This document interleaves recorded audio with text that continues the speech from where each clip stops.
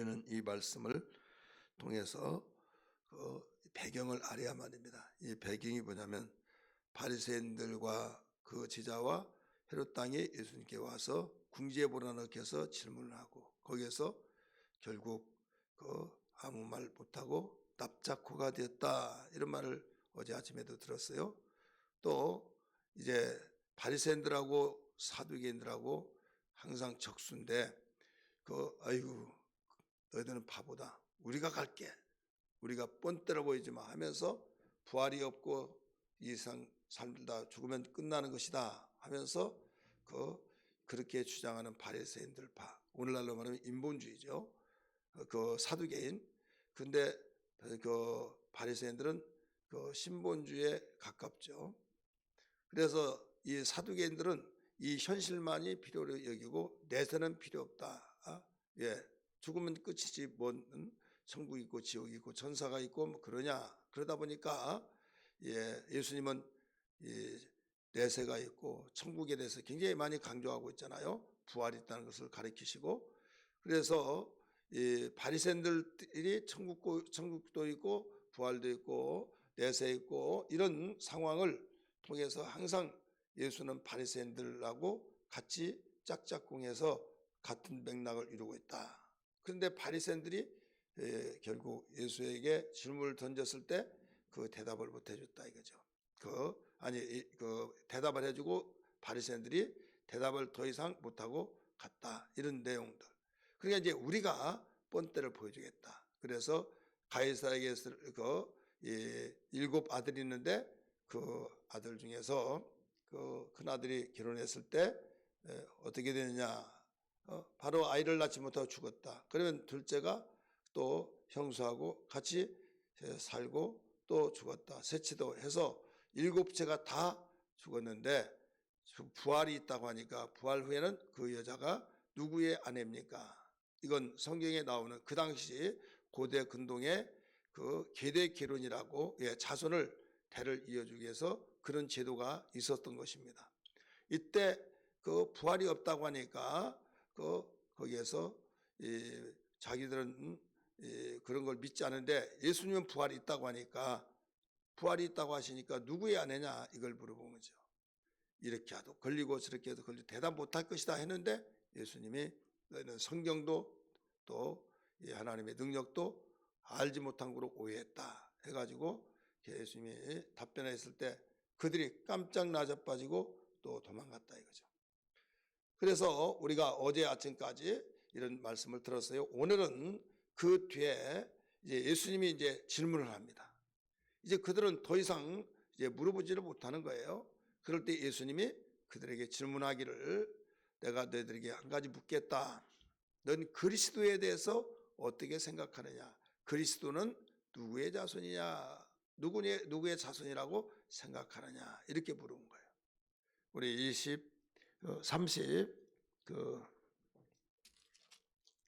41절에 한번 보세요. 바리새인들이 모였을 때 예수께서 그들에게 물으시되 뭐라고 그랬어요? 42절에 너희는 그리스도에 대하여 어떻게 생각하느냐? 누구의 자손이냐? 대답하여 다윗의 자손이니라. 그래서 예수님이 질문했잖아요. 그들은 오직 열망한 것이 그리스도에 대해서 열망합니다. 이스라엘의 유일한 소망은 그리스도예요. 그리스도란 말은 예수 그리스도 그러잖아요. 그러면 그리스도는 뭐고 예수는 뭐냐 다 알겠지만은 그렇게 가르쳐 주더라도 모르신 분이 많아요. 자, 홍순대 목사 그러면 목사가 홍순대고 홍순대가 목사지 이렇게 생각하지만은 분명히 구분이 됩니다. 목사는 이름이고 홍순대는 이름이고 목사는 직책이에요. 교회의 직책. 그와 같이 예수는 이름이고 그리스도는 직분입니다. 그렇기 때문에 이 직분을 모르면 어떻게 되겠냐 이거죠. 예를 들어서 세종대왕 왕에 대해서 왕의 이름은 아는데 이름은 아는데 그분이 왕이라는 걸 몰랐을 때 어떻게 하겠어요? 똑같이 취급하겠죠. 근데 내 친구가 내가 외국에 한 몇십 년 갔다 왔더니 거기는 모든 문화 또 통신 이런 것들을 다 차단되고 알지 못하고 그냥 왔어요. 그래서 자기 친구에 대해서 그 막 이야기하고 그것 일을 막 하더니 야, 너 옛날 그 친구가 아니야. 지금 대통령이 돼서 깜짝 놀라빠지지. 뭐 그러냐고. 대통령이 됐다고 했을 때는 상황이 달라야 안 달라요? 다르죠. 왜? 이름은 똑같지만은 직책은 바뀌어져요. 그래서 그 직책이 그를 높게 되어지고 천하게 되어지기도 그런 거예요. 그래서 그 직책을 가지고 유지할 때는 대단한 권력의 직책이라고 한다면 그 대단하죠. 살아있는 권력이라고 하잖아요. 근데 불명예로 완전히 낙오자가 됐다. 그러면 참 추하죠. 여러분, 예수님이 이 상에 어떤 직책을 가지고 오셨어요? 어떤 직분을? 그리스도.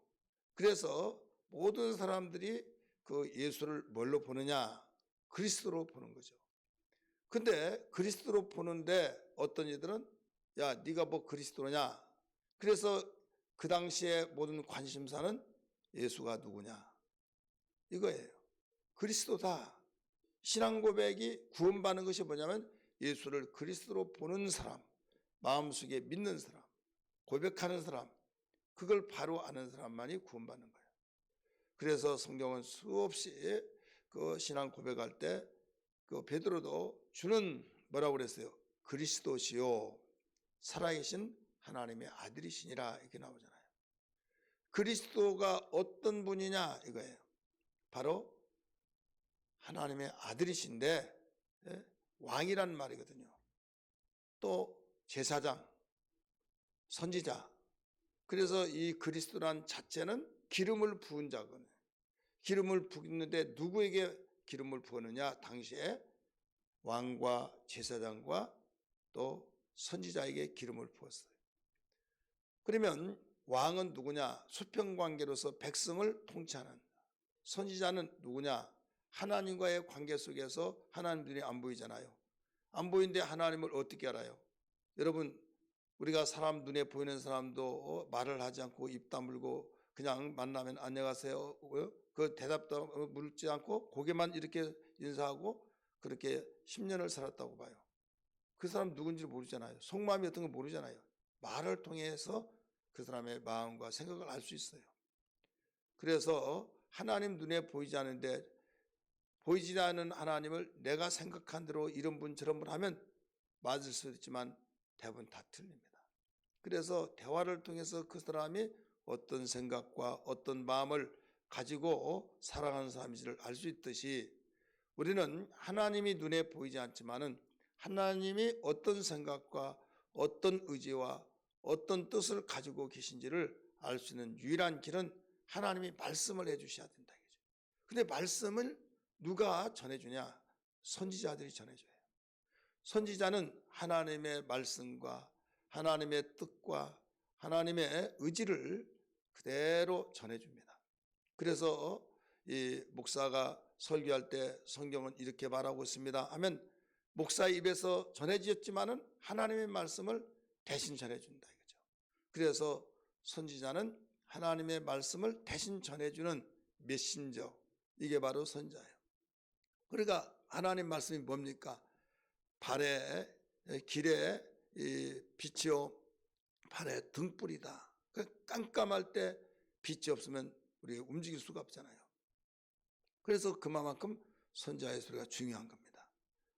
그 다음에 제사장은 하나님과 인간 사이에 죄가 가로막혔는데 죄 문제 때문에 하나님과의 단절이 되어버린 거예요. 통로가 막혀버린 거죠.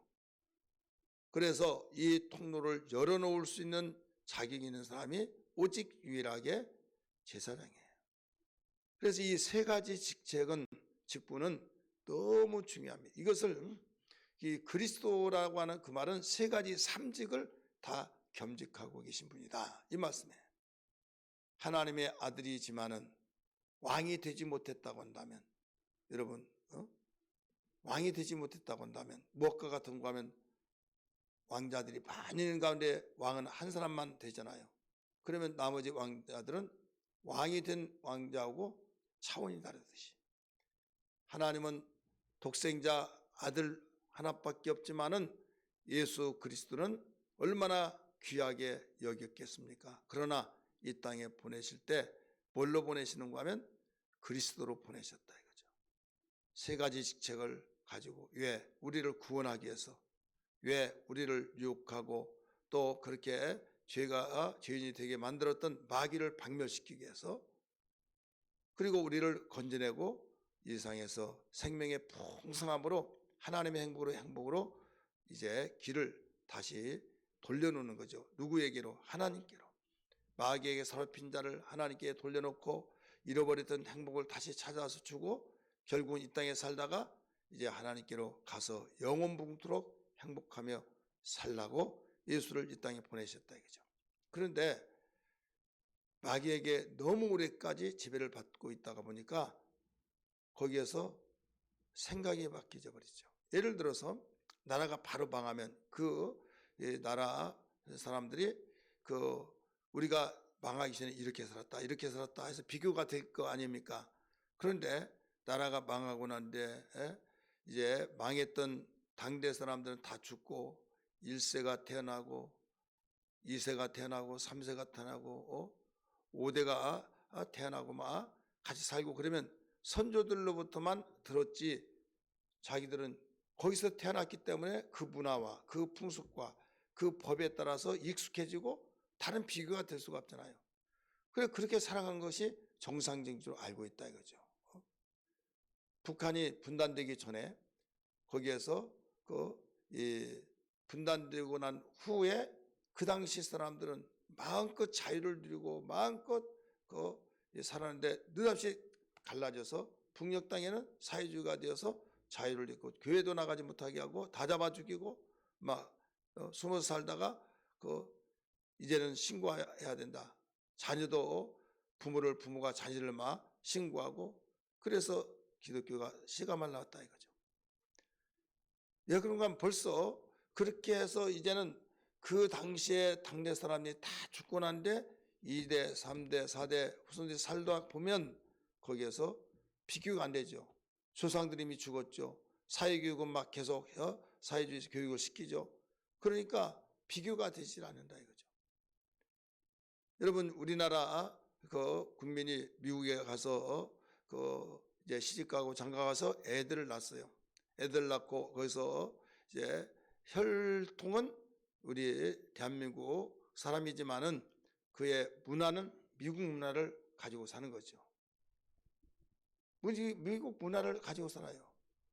언어하는 것도 생활하는 것도 사고력도 모두. 그러다 보니까 아버지를 따라서 한국에 와서 벌써 너무 어설프고 너무 힘들고 말이 통하나 생활 습관이 틀리고 모든 것이 낯선다 이거죠. 마찬가지예요. 지금 아담 이후에 예수님이 오실 때까지 세상에서 죄와 함께 살았다 이거죠. 그 위에는 마귀죠. 그 풍습과 함께 살아서 그만큼 우리는 이 세상의 풍습과 공중군 세자에 잡은 마귀의 풍습 속에서 모두 어울려 살기 때문에 이렇게 살아가는 거야 이거예요. 그런데 하나님의 나라에서 이 땅에 오신 예수님이 회개하라 천국이 가까웠다 하면서 어디를 소개해줘요? 천국을 소개해 준 거예요.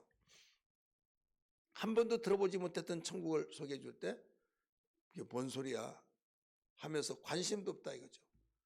만약에 이야기하면요, 자기들이 가지고 있던 생각, 사고력과 풍습과 모든 걸 비추었을 때 충돌이 되면서 너무 거부반응이 일어난다 이거죠.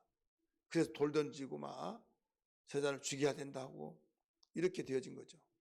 그 시간의 흐름에 따라서 어렵게 되듯이. 그래서 예수님이 누구냐 라고 할 때 그래도 이스라엘 택한 민족이기 때문에 조상들이 물려준 것이 있어요. 율법. 또 그리스도가 오시면 모든 문제가 해결된다. 그런 희망. 그래서 그리스도를 열망하게 되는 거예요. 그럴 때 그리스도는 어느 자손에서 오느냐? 다윗의 자손에 오고 또 그리스도는 바로 이 땅에 오시면 우리의 죄를 다 해결해 주고 우리의 모든 문제를 다 해결해 주셔서 우리는 평화가 이루어진다. 그리스도의 왕국이 이루어진다. 막 그런 소망감. 근데 예수님이 이 세상에 그리스도로 오셨는데 거부하고 죽이려고 하고 귀신이 들렸다고 하고 막 완전히 그 이상하게 대우를 하잖아요. 그래서 그 예수님이 그들에게 물어본 거예요. 너희는 그리스도를 어떻게 생각하느냐? 그리고 두 번째, 그리스도는 누구의 자손이라고 생각하느냐? 이렇게 말했죠. 이때 다윗의 자손입니다 라고 말했어요. 조상들로부터 들었던 내용대로. 그러면 내가 한 가지 물어보겠다. 다윗의 자손, 그러면 자손이 높냐 조상이 높냐 이거죠. 여러분 누가 더 높습니까? 조상이 더 높잖아요.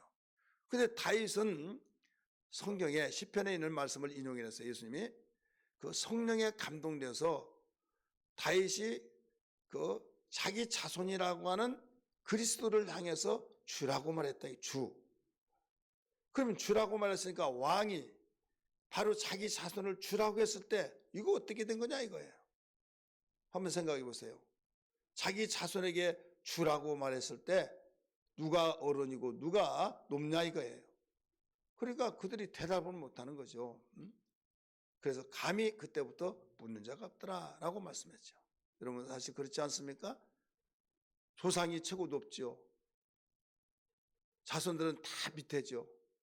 그래서 아브라함을 왜 높입니까? 아브라함은 우리 민족의 조상이다. 그래서 아브라함 하잖아요. 그러면 그리스도는 아브라함의 자손이요, 다윗의 자손이요. 근데 다윗은 정작 오히려 내 자손이라 하는데 주라고 말했다. 이것은 그만큼 주라고 하면 그리스도 곧 왕이요 제사장이요 선지자다. 자기 아들이라 할지라도 여러분 왕이라고 한다면 벌써 차원이 다르죠. 그래서 우리가 예수를 바로 알아야 된다. 예수는 그리스도이신 것을 믿으시길 바랍니다. 그 앞에 무릎 꿇고 그로 말미암아 하나님과의 단절된 것이 통로가 연결되지고 하나님의 뜻을 알지 못하고 생각 의지를 알지 못했던 것을 예수 그리스도를 통해서 우리가 하나님의 뜻도 생각도 의지도 알게 되어지고 또 예수 우리가 그분을 바로 알 때 주님이 나의 왕이시라고 고백하여서 나를 다스려 주옵소서, 통치하여 주옵소서. 우리 가정을 통치해 주시고 이 민족을 통치해 주시고 세계 만국의 모든 왕 되신 분이 바로 예수 그리스도다 이거죠.